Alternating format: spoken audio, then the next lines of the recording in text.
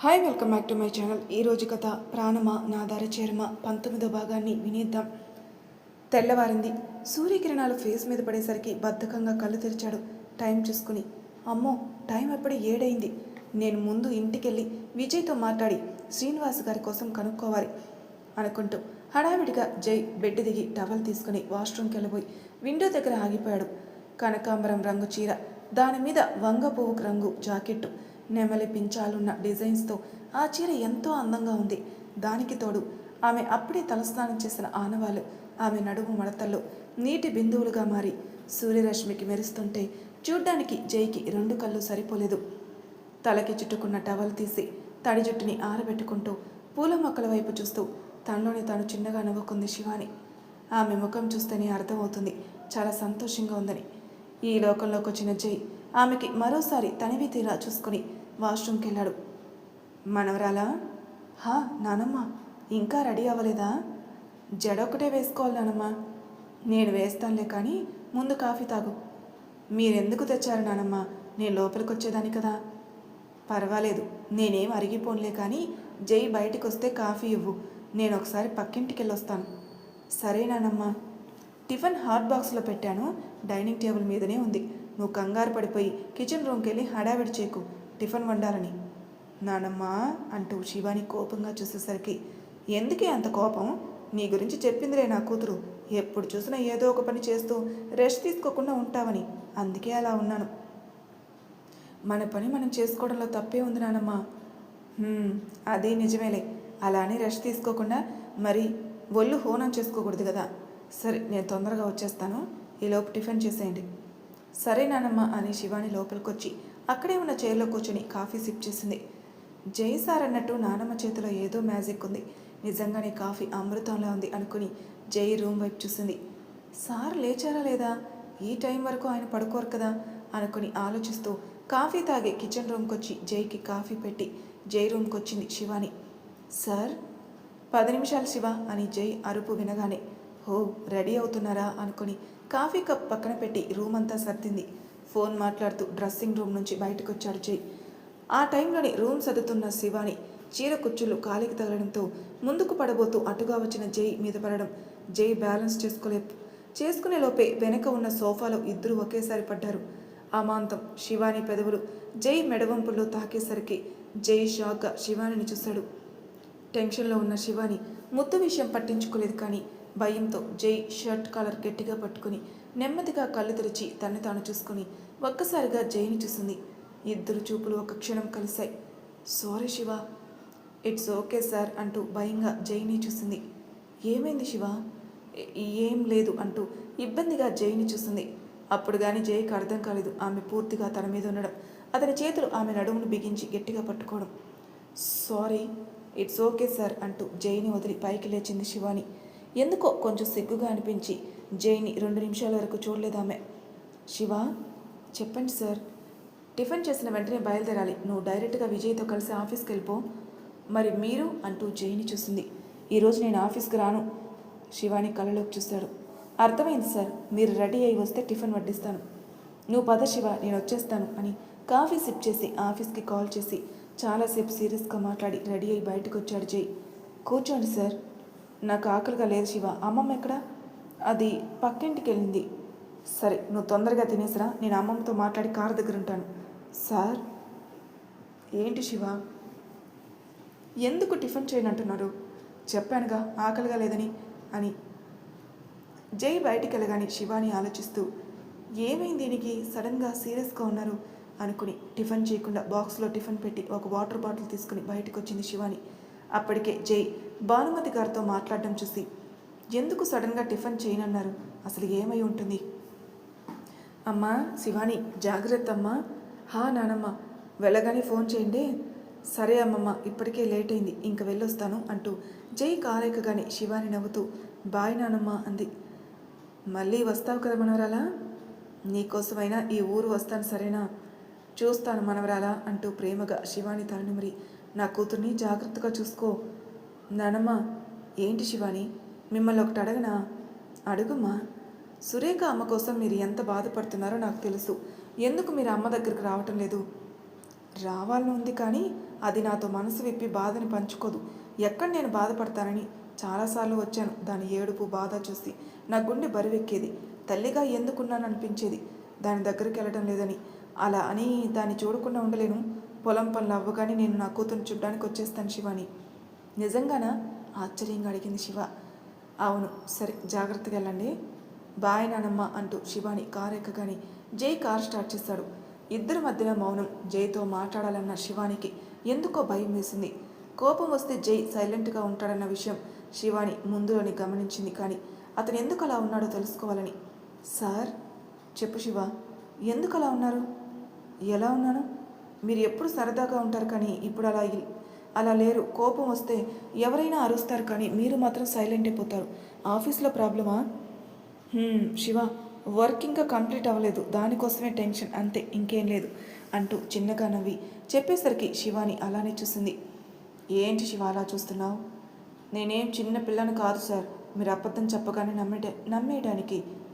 ఆ మాటకి జై చిన్నగా నవ్వుతూ, ఏం లేదు శివ, ఎందుకు టిఫిన్ చేసావా? చేశాను, మీరు కూడా తినండి అంటూ బాక్స్ చూపించింది. నో శివ, నాకు ఆకలిగా లేదు. నాకు చాలా ఆకలిగా ఉంది సార్. ఏంటి? అవును, మీరేమో కోపంగా అలా బయటికి వెళ్ళిపోయారు. నాకేమో ఏం అర్థం కాలేదు, అందుకే తినలేదు. ఇద్దరికి బాక్సులో పెట్టేశాను. ఎందుకు నువ్వు తినకుండా ఉన్నావు? ముందు మీరు కారు ఆపండి సార్ అని శివాని అనగానే జై కారు ఆపి, ఎందుకు శివ తినకుండా కడుపు మార్చుకోవడం? దేని మీద కోపాన్ని మీరు కూడా ఆకలి మీద చూపిస్తున్నారు కదా, ఎందుకు? నీతో మాట్లాడడం కష్టం శివ. తినండి సార్. కోపం వస్తే ఒక 10 నిమిషాలు ఒంటరిగా ఉండి మనకి నచ్చిన వాళ్ళని తలుచుకోండి, అప్పుడు కోపం ఇట్టేపోతుంది అని శివాని అనగానే జై శివానిని చూసి, నిన్ను చూస్తే కోపం ఏంటి శివ, చుట్టూ ఉన్న ప్రపంచాన్ని మర్చిపోతాను అనుకున్నాడు. నాకు కోపం పోయింది శివ, ఆకలేస్తుంది, ఇప్పుడు టిఫిన్ పెట్టు అని బాక్స్ ఓపెన్ చేసి అతని చేతికిచ్చింది. మరి నీకు? బాక్స్ మూతుందిగా, ఇందులో వేసుకున్నాను సార్ అంటూ తింటూ విండో బయటికి చూసింది. పచ్చని పొలాలను చూస్తూ, ఎంత బాగుంది. అవును, చాలా బాగుంది అంటూ శివానిని చూస్తూ అన్నాడు జై. మీకు నచ్చిందా సార్? చాలా అంటే చాలా, మాటలు రావడం లేదనుకో. జై మాటలకి నవ్వుతూ, సార్, ఈసారి ఆంటీ, విజయ్ అన్నయ్య, మీరు, నేను అందరం కలిసి నానమ్మ ఇంటికి వెళ్దాం, ఏమంటారు? తప్పకుండా శివ అంటూ జై వాటర్ తాగి కార్ స్టార్ట్ చేశాడు. ఏంట్రా పొద్దున్నే రెడీ అయిపోయి ఎక్కడికి వెళ్ళిపోతున్నావు? నేను ఎక్కడికి వెళ్తాను సూరి, ఆఫీస్కే. ముందు టిఫిన్ చేయరా. తింటాను కానీ జై శివాని ఏంటి ఇంకా రాలేదు? నేను అదే చూస్తున్నాను రా. మార్నింగ్ అనగా బయలుదేరారు కానీ ఇంకా ఇంటికి రాలేదు. అక్కడున్నది భానుమతి గారు కదా, ఫుడ్తో చంపేసి ఉంటుంది వాళ్ళని. పాపం ఎలా ఉన్నారో ఏంటో. రేయ్, మా అమ్మ వంటకి పేరు పెట్టకు, చాలా బాగా చేస్తుంది. ఆ విషయం నువ్వే చెప్పాలి నాకు. అబ్బా, పొద్దున్నే ఏంటో నాతో గొడవ పెట్టుకోవాలందా? ఆఫీస్కి ప్రశాంతంగా వెళ్ళాలి, జెండు బామ్ చేతిలో పెట్టుకుని వెళ్ళకూడదు కదా సూరి. రేయ్ నిన్ను అంటూ విజయ్ గొంతు పట్టుకుంది సురేఖ. కాపాడండి, కాపాడండి, ఈ అమాయకుడిని చంపేస్తుంది బాబోయ్ అంటూ విజయ్ గట్టిగా అరుస్తుంటే సురేఖ విజయ్ నెత్తిన ఒకటేసి, అసలు కనీసం గొంతు నొక్కానా? ఎందుకురా ఇల్లంతా దద్దరిల్లా అరుస్తున్నావు? అలా అరిస్తేనే కదా సూరి నువ్వు భయపడి నన్ను వదిలేసేది. నిన్ను అప్పుడే మొదలు పెట్టారా ఇద్దరు అంటూ నవ్వుతూ లోపలికి వచ్చాడు జై. అరే మామా, వచ్చేసావా అంటూ విజయ్ నవ్వుతూ జైని హగ్ చేసుకుని, ఎలా ఉన్నావు చెల్లెమ్మా? బాగున్నానన్నయ్య, ఎలా ఉన్నారు అమ్మా? నువ్వు లేక ఏమీ ఊసిపోలేదు శివ. అదేంటి శివాని లేకపోతే ఇల్లు చాలా ప్రశాంతంగా ఉందన్నావు? విజ్జు, నువ్వు అయిపోయావురా అంటూ సురేఖ కోపంగా చూసేసరికి విజయ్ నవ్వుతూ, నిజమే కదా అన్నాను. శివాని, నువ్వు అసలు వాడి మాటలే పట్టించుకోకు. నిజంగా జై నువ్వు లేకపోయేసరికి ఏమీ ఊసిపోలేదు తెలుసా అంటూ సురేఖ అనగానే శివాని నవ్వుతూ చూసింది. సురేఖ శివాని ఇద్దరు మాట్లాడుకోవడం చూసి జై విజయ్కి సైగ చేశాడు తన రూమ్కి రమ్మని. సురేఖతో మాట్లాడుతున్న శివాని జై విజయ్కి సైగ చేయడం చూసి ఏదో జరుగుతుందని గ్రహించి సురేఖతో మాటలు కలిపింది. శివాని, ఏంటమ్మా, మా అమ్మ ఎలా ఉంది? బాగానే ఉందమ్మా. నిజం చెప్పు శివ, నేనేం బాధపడను. మీకోసం బెంగ పెట్టుకుందమ్మా. నేను జై సార్ వెళ్ళామే కానీ ఆవిడ ఎక్కువ మీకోసమే బాధపడ్డారు. మీ దగ్గరికి రావాలని నాన్నమ్మకి ఎంతో ఆశగా ఉన్నా మీ బాధని చూసి తట్టుకునే ఓపిక లేక లోపలే బాధపడ్డారు. కానీ మీరు అయినా వెళ్ళొచ్చు కదమ్మా. వెళ్ళి బాధని రెట్టింపు చేయడం తప్ప ఇంకేముంది శివాని? నా కోసమే అమ్మ ఇప్పటికీ పొలం పనులు చేయిస్తూ పశువుల్ని మేపుతూ ఎంతో డబ్బు సంపాదించి నా అకౌంట్లో వేస్తుంది. నేనంటే అంత ప్రేమ. మీకు నానమ్మని చూడాలని ఉంది కదా. కానీ వెళ్ళలేను శివాని అంటూ సురేఖ బాధపడేసరికి శివాని బాధగా చూసింది. సరే, మనకి ఎప్పుడు ఇది ఉండేదిలే, కానీ నువ్వు జై టిఫిన్ చేశారా? అమ్మ చేశాం. నీ ముఖం చాలా ప్రశాంతంగా ఉంది శివాని. ముఖంలో కళ కూడా కనిపిస్తుంది. ఎప్పుడు ఇలానే నవ్వుతూ సంతోషంగా ఉండు తల్లి. సరే అమ్మా, నేను ఆఫీస్కి వెళ్ళాలి, రెడీ అవుతాను. సరే అని సురేఖ అనగానే శివాని వెళ్తూ వెళ్తూ పైకి చూసింది విజయ్ జైలు కోసం. అసలు ఏం మాట్లాడుకుంటున్నారు, సార్ ఎందుకు సీరియస్గా ఉన్నారు అనుకుని ఆలోచిస్తూ తన రూమ్కి వచ్చి రెడీ అయి బయటకు వచ్చింది. శివాని, అమ్మా. జై విజయ్ నాకు తెలిసి ఆఫీస్ వర్క్ కోసం మాట్లాడుకుంటున్నారేమో, కొంచెం ఈ కాఫీ ఇస్తావా? సరే అమ్మా అని శివాని కాఫీ ట్రే తీసుకుని జై రూమ్కి వచ్చి డోర్ కొట్టింది. వెయిట్ అమ్మా, మనం తర్వాత మాట్లాడుకుందాం జై. నువ్వు చెప్పినట్టు శివాని నేను అడుగుతాను, సరేనా? వాడు ఎక్కడున్నా సరే దొరకాలరా అంటూ జై ఫోన్ తీసుకున్నాడు. విజయ్ డోర్ ఓపెన్ చేసి, శివాని నువ్వా, రా లోపలికి, నేను అమ్మ అనుకున్నాను. ఏంటన్నయ్య, వచ్చిన దగ్గర నుంచి చూస్తున్నాను, సారు మీరు లోపలే ఉన్నారు, ఏమైందన్నయ్య? ఆఫీస్ వర్క్ అమ్మా, దా లోపలికి. శివ, నువ్వు విజయ్తో ఆఫీస్కి వెళ్ళిపో. సరే సార్ అంటూ జైకి కాఫీ ఇచ్చింది. అతని ముఖం నార్మల్గా ఉండడం చూసి కోపం తగ్గిందనుకుని శివాని బయటికి వెళ్తుంటే, శివాని చెప్పన్నయ్యా, కాఫీ జైకి ఇచ్చావు, మరి నాకు ఇవ్వకుండా వెళ్ళిపోతున్నావు? మీకు ఇవ్వలేదా అన్నయ్య? ఒకసారి ట్రే చూడు అని విజయ్ నవ్వుతూ అనగానే శివాని తన చేతిలో ఉన్న ట్రేలో ఉన్న కాఫీ కప్ చూసి, సారీ అన్నయ్య, ఏదో ఆలోచిస్తూ మర్చిపోయాను. భానుమతి గారు ఊరంతా బాగా నచ్చేసిందా ఏంటి అని విజయ్ అనగానే శివాని నవ్వుతూ, అవునన్నయ్య, నాకైతే చాలా బాగా నచ్చింది. నువ్వు కూడా కాఫీ తాగు. నేను కిందికి వెళ్ళి తాగుతలేనన్నయ్య. పర్వాలేదు శివ, తాగు అంటూ విజయ్ ఓరుగా జైని చూశాడు. ఏంటి అన్నట్టు జై సైగ చేసేసరికి కళ్ళతోనే విజయ్ సైగ చేసేసరికి జై సాసర్లో కొంచెం కాఫీ వేసిచ్చాడు. శివ తాగు. వాడు ఎంగిల్ చేశాడు కదా, అందుకే నాదిచ్చాను. నువ్వు ఎంగిల్ చేయలేదా జై అని సూటిగా విజయ్ అడిగేసరికి, నేను ఇంకా కాఫీ సిప్ చేయలేదు అంటూ శివాని వైపు చూసి, నీకు ఇష్టం లేకపోతే వద్దు సరేనా? అయ్యో పర్లేదు సార్ అంటూ జై ఇచ్చిన కాఫీ తీసుకుని సిప్ చేసింది. ముగ్గురు కాసేపు మాట్లాడుకుని బయటకు వచ్చారు. శివాని, నేను కారులో ఉంటాను, నువ్వు ల్యాప్టాప్ తీసుకుని వచ్చేయి. సరే అన్నయ్య. శివ, చెప్పండి సార్. వాడికి అసలే కోపం ఎక్కువ, కొంచెం జాగ్రత్తగా చూసుకో. వాడిని నైట్ విద్యతో గొడవపడి మళ్ళీ నోటుకొచ్చింది వాగాడు. ఏంటి, మళ్ళీ విద్యతో గొడవపడ్డారా అన్నయ్య?